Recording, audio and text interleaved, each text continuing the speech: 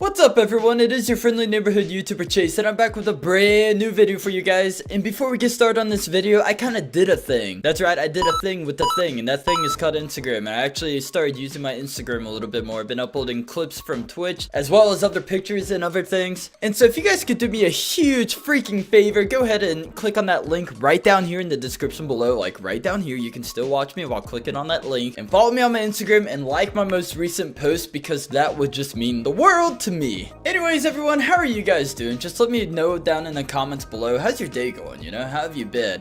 My day's been kind of weird, and that's gonna translate into this video that I'm making, that I felt like it was a good time to share a very interesting story with you. And that's why today's video is going to be a story time. So sit down where you are, and if you are sitting down, go ahead and relax, you know, put your feet up. And if you can't put your feet up because you're on the toilet, because you're probably watching my videos while sitting on the toilet, in which case I don't blame you at all, go ahead and accept that you might want to take a couple extra minutes to push out, you know, the stress that you're releasing right now, because you want to get this story in.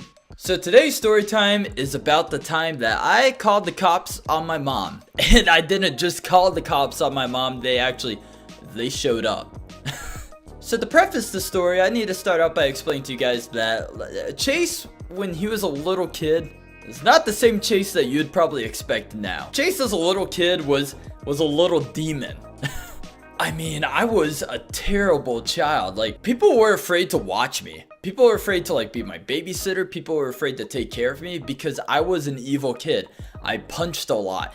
I talked a lot. I yelled a lot. I was a bad child. And I'm sure there's some psychological reasoning as to why, you know, if I was to talk to a psychiatrist, they'd probably be able to explain why I was such a bad child, blah, blah, blah. But to summarize it all up, I was a bad kid. Like, the best example that I can give you of me being a bad kid was that I helped my sister lose her teeth twice, or at least 3 times. I specifically remember the first time that she was losing her tooth. You know, everyone was so excited, like, you're losing your tooth. And she's crying because Dad's talking about how he's gonna have to remove her tooth. And I walked up and I give her a nice little right hook right into the mouth, and her tooth went pop. Her tooth just popped out and went flying. I think it landed somewhere behind the couch or something. She had lost her first tooth because I punched it out, and then, like, she didn't just lose it out of her mouth, she lost it. I'm pretty sure we never even ended up finding that first tooth of hers. So yeah,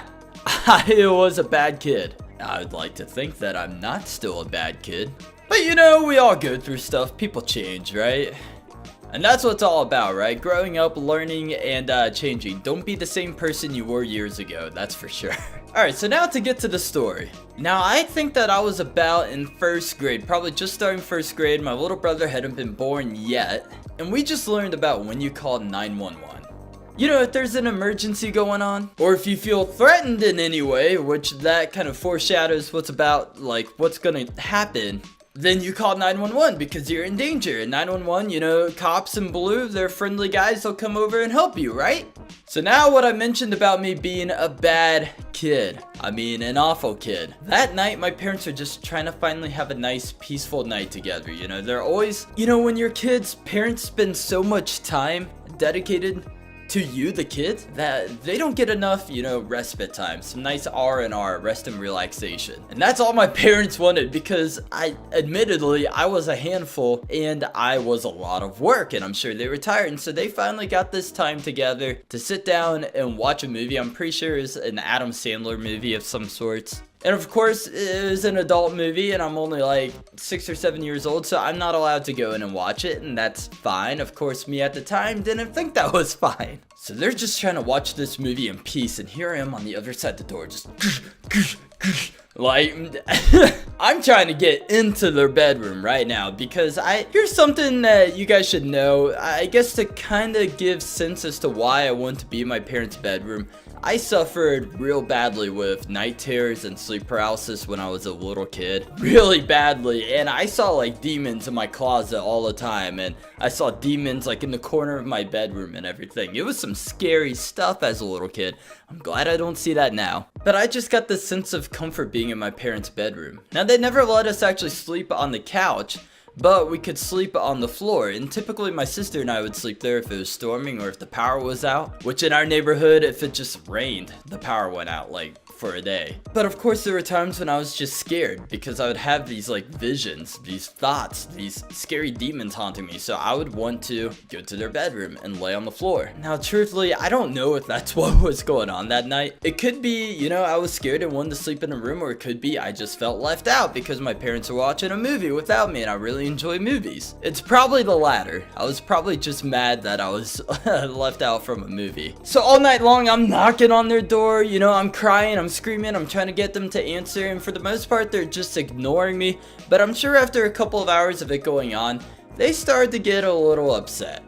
They're getting more upset, more upset, and more upset. And I'm still knocking and knocking and knocking and crying and yelling. They're just trying to sleep now at this point, and I'm just trying to get inside.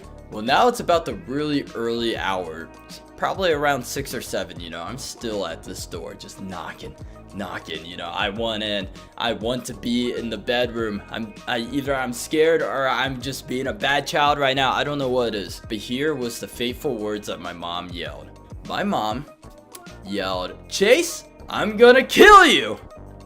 Now, of course, don't take any of this out of, you know, context or anything. My mom didn't actually want to kill me. I think that it was just hours, maybe a full night's worth of frustration built up, that it was just one that was like, if you lay your hand on that door one more time, you're gonna get the spanking of a lifetime, I'm gonna kill you, blah blah blah. Just like everything you want to yell, but of course you're not actually gonna do. I love my mom loves me, trust me, she's never laid a hand on me. so just to get all that context out of there, but she yelled, "Chase, I'm gonna kill you." Now, when they're teaching us young kids, you know, when to call 911, another thing that they don't really teach us is interpreting sarcasm. I'm a little kid. I don't know that she isn't actually gonna kill me. You know, I just learned call 911 when someone says that they're gonna kill you or you feel threatened. And so what do? I panic and I call 911. I ran down the stairs, I ran to our landline that was in the corner of the living room. I got on it, you know, I dialed 911. I'm on the phone and I'm scared, I'm panicking because I guess a part of me thinks that my mom's gonna kill me. I don't know why. Probably just because I'm a bad kid. I was a bad, terrible child. And so I'm on the phone and this lady is on the other side and she says, "Hello, 911, what's your emergency?" And I froze. You know, it was at this point that I realized what I did. I just called 911 on my own parents, on my own family. So I froze. Hello, 911.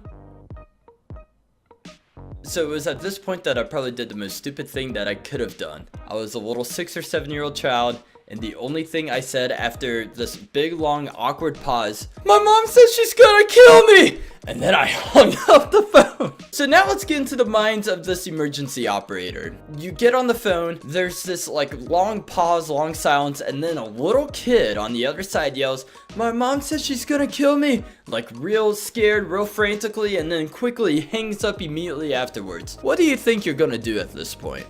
And I got scared. I realized what I'd done. I messed up. You know that feeling when, like, you know you messed up and you know you're gonna be in trouble? Like, I accepted my fate. I'm not gonna be allowed outside or with my friends for a month. I knew I messed up, but I thought I never told them where I lived, so I should be fine. I still ran to my room, locked my door, kind of scared of what could happen, but a part of me thought, I never told them where I live, I'll be fine. So here's another thing they don't teach you as a kid when you learn to call 911. They have this thing called caller ID. And even in 2000 or 2001, they still had caller ID. I didn't know that. I was too young. I didn't know that the police could track where you call from. It probably wasn't but like 15, 20 minutes later, there was a knock at the door. And I froze in my bed. I was like, oh no, I'm in trouble. You know, my parents get out of bed, they go down to check on the door, and there's a police officer on the other side yelling, Police, please open. And I heard that, and I just knew I was in trouble. I remember crawling down the hallway to the stairs because our main door was at the bottom of the stairs. So I'm crawling to the foyer, and I'm just peeking around the corner to see what's going on. And sure enough, there's a cop. I remember one cop, there may have been two, but I remember specifically one cop, and he's just asking my parents, you know, we just got this call from a young boy saying that his mom's gonna kill him. And it was at that moment my mom turned around and we made eye contact. You know, she's at the bottom of the stairs, I'm at the top, we made eye contact, and I knew I was in trouble. I done it this time, Chase. Good job, you've done a lot of bad things, but this is probably the icing on the cake. She made eye contact, and I could see the fury, the flames in her eyes, so I'm backpedaling at this point, like, nope, I'll just go ahead and ground myself. I'll go in my bedroom, I won't turn on my TV, I'll lock my door. Don't worry, you guys don't have to come check on me because I know I'm grounded, and I shouldn't have any company. So the good news is that the cops have gotten these calls before, and they didn't take it as anything seriously. It could have been bad had they shown up with like guns like drawn and ready to like kill on sight because they think that my mom's like holding me hostage, about to kill me. But no, you know, they realize it's something that kids do. They misinterpret things.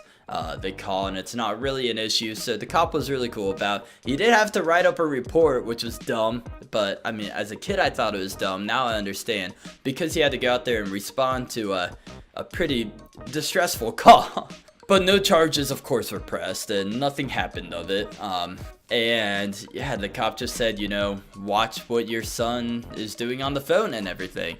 And oh, I'll tell you what, my parents sure did watch what I did on the phone. I couldn't call anyone but my dad's work, my mom's work, my grandpa's number, and Hooch's number across the street from me. I wasn't allowed calling anyone else, and anytime I was on the phone, they were standing nearby moderating me. That day was so awkward. I mean, my mom was mad at me.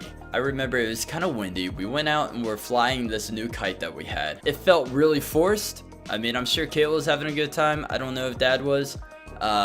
Mom was not, and because of that I was not. I knew that she was mad at me. She didn't even want to talk to me that day, and you know, I may have been young, but I understood why I messed up bad, and I still understand why, because I messed up bad. So if there's any moral to this story, it's when you're teaching a kid about when to call 911, you should tell them that you should teach them about sarcasm. For one, I know that kids don't really understand sarcasm. You should teach them, or be careful what you're saying around a kid at that age. More so, we should say be careful what you say around a kid at that age. So one, be careful what you say around a kid at that age, especially when they learn when to call 911. And two, teach the kids when they're learning about 911 that the police have this thing called caller ID, so they can still track your number at any time. Whew, what a story, what a time. I called the police on my mama. That's it for this video, guys. If you enjoyed this story time and want to hear more story times, go ahead and let me know down in the comments below, and also let me know by liking this video. I appreciate every little like that you guys give me. They're all freaking awesome. And if you guys are new to this community, of course, as always, go ahead and join the best family, the best channel, the best community right here on YouTube by subscribing and turning on that alert notification bell, so that way you don't miss the next video. And guys, I promise I am going to start uploading videos more consistently. I have some cooking videos of mine that will be coming your way really shortly, as well as like food challenge videos and other challenge videos and vlogs. I'm excited for it. It's the Christmas season. There's a lot of different things that I can do coming up here. Of course, as usual, go ahead and check out my social medias, my Twitter at RealChaseTV and my Instagram RealChaseTV. All those links are down in the description below. Again, guys, you know, look at my recent posts on my Instagram and like those. That would really help me. And of course, I live stream almost every night on Twitch, twitch.tv/RealChaseTV. That link is in the description below. Go ahead and follow that and turn on that alert notification bell so that way you can catch a live stream. We have a lot of fun. That's it, guys. I hope you enjoyed it, and as per usual, Chase is signing out.